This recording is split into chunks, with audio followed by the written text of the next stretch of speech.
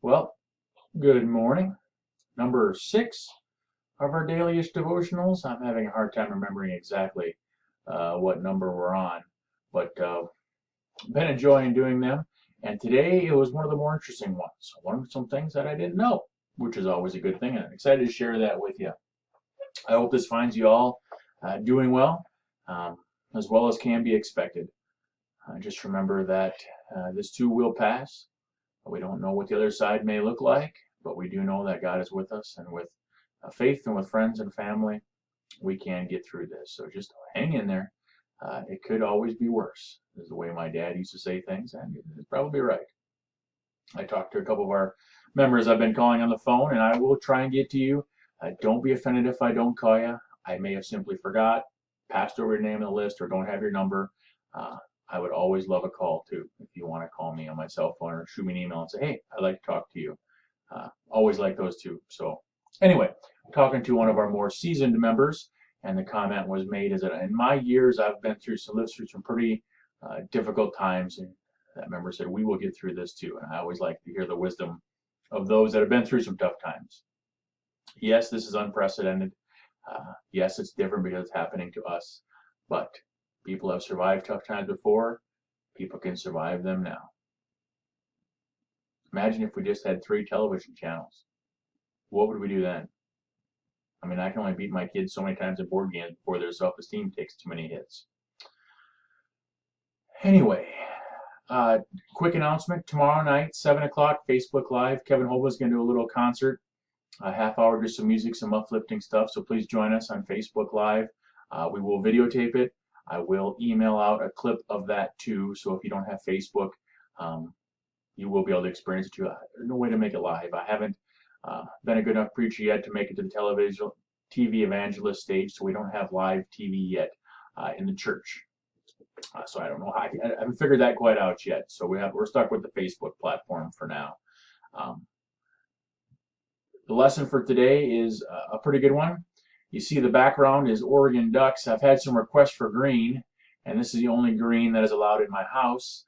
It is from some questionable choices that my son made when he was younger, thinking Oregon was going to be the team that he rooted for. And funny, they didn't quite do so good for a few years, and that fell off. So we've groomed him to be a Minnesota sports fan, where we're always just mediocre to bad. So there really is no bandwagon to get on. It's always just bad. So today's lesson is about choices. And I found this picture that I thought was hilarious. It's a website, a prayer for your husband's choices. And I wonder how many times Tracy has been praying for me to make some of the right choices. And I wonder how many times I've actually listened. I thought that was funny. But this is a good reminder too. Obviously, it looks like from a mom website down there, but we have all kinds of choices to make every day. Even before there were these strange times, we've had choices to make. And it might not be a bad day to wake up and to have this be our prayer to remind us to have God help us with those choices. So as we dive into Max's book, we're on chapter 6, and it's titled, I Will Let You Choose. And it is a great book. Of course, as I've said, if you get it, even if you're behind, get it and read it. Any book by Max is a good one to read. I love this quote. And a little cheesy if I look at it too much sometimes when you're in the midst of real struggle, thinking all you need is God, when maybe you'd really like something or someone to solve your problems. But it is true. We can remember that even how dark the times may seem to get, that we always have God, and that is a huge source of hope for us. So as we dive in, I hope you just take heed of that quote. But Max's 6 chapters about choices, and we could have an hour or two long discussion about freedom of choice. Do we really have free will if God knows the outcome? Does God know the whole outcome of our choices? Would be a fascinating debate. Would like to have it probably, but maybe not at this time. I've been told by many that 10 minutes is quite enough to listen to me blather on. So we'll keep it at 10 minutes. But his chapter is about how God has given us choices and Jesus gives us choices. We've been given that freedom. However, we may look at it to choose to love God or not to love God. An interesting note I never knew from history, John Wilkes Booth killed Abraham Lincoln. He had a brother, Edwin Thomas Booth, who ended up saving President Lincoln's son from a train.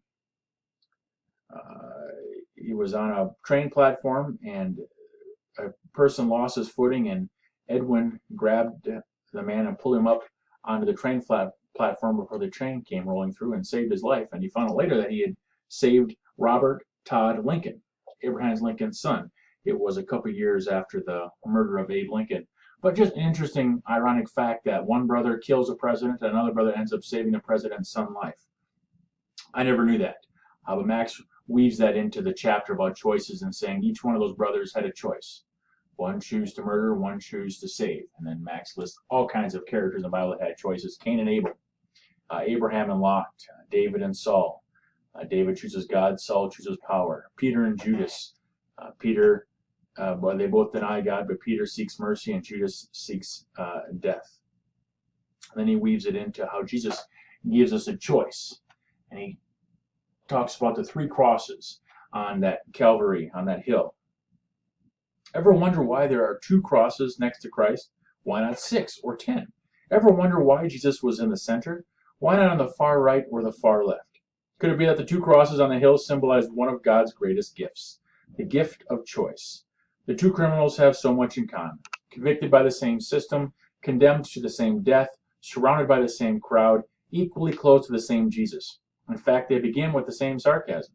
2 criminals also said cruel things to Jesus, but one changed. One of the criminals on a cross began to shout insults at Jesus. The other stopped him. You should fear God. You are getting the same punishment he is. Then the criminal said, Jesus, remember me when you come into your kingdom. And Jesus said to him, I tell you the truth, today you will be with me in paradise. The thieves on the cross had a choice: continue to mock Jesus as others did, or to recognize, to see the signs that God was king. Remember in our last devotion we talked about the signs above Jesus written in 3 different languages: Jesus, King of the Jews; Jesus of Nazareth, King of the Jews. And one of those thieves chose to believe that and understand that Jesus was the Messiah preached and talked about in the scriptures. But Max goes on about choices. As dare we forget the one who didn't choose Jesus? What about him? Couldn't Jesus have given him a personal invitation? Wouldn't a word of persuasion be timely? Does not the shepherd leave the 99 sheep and pursue the one lost? Does not the housewife sweep the house until the lost coin is found? Yes, the shepherd does. Yes, the housewife does. But the father of the prodigal, remember, does nothing. The sheep was lost innocently. The coin was lost irresponsibly. The prodigal son left intentionally. The father gave him the choice, and Jesus gave both criminals the same. And God does that with us. Sometimes God speaks to us through thunder. Sometimes God speaks to us through silence. And lets our choice to not follow or learn more about him be honored. Sometimes if we ignore God long enough, God says, okay, I'm done trying to speak to you. Your choice has been to fall away from me. Now, that does not mean that God has given up and never allows you to return. The prodigal son's father did not go out and search for him because he chose to leave him. But boy, did that father celebrate when he returned. Remember? And God does the same. God is waiting for us to make the choice to turn back. And it doesn't matter how many times we make those choices. To turn, to follow, to turn, to follow. Each and every time we turn back, God is waiting and rejoicing with open arms. It's easy to talk about choices in today's environment. You see it all over social media or wherever. You have the choice to stay home, the choice to do what you're being asked, or the choice to do what you want. And I'm not here to debate. I am here probably to say it's best to follow what the medical professionals are telling us. But what about your other choice? Are you taking this time, this opportunity when the world is a little bit different than usual to strengthen that relationship? To call out to God, to seek, to return? Or is it just more of the same? The same choices to ignore, same choices to do what you need to do and then hope that God is there when you need God. As I've said before, God will always be there. But the strength of your connection depends on the power on your end. Right? How much have you put into that relationship and into building that trust with God? How many choices have you made to accept and to grow that relationship? Your choices. God loves you enough to give them. Thank you. We will see you tomorrow, hopefully. I'm getting a little busier. School has started up again, so we'll see if they continue to be daily. Otherwise, we'll certainly see you in the next day or two. Thank you, and make the right choice.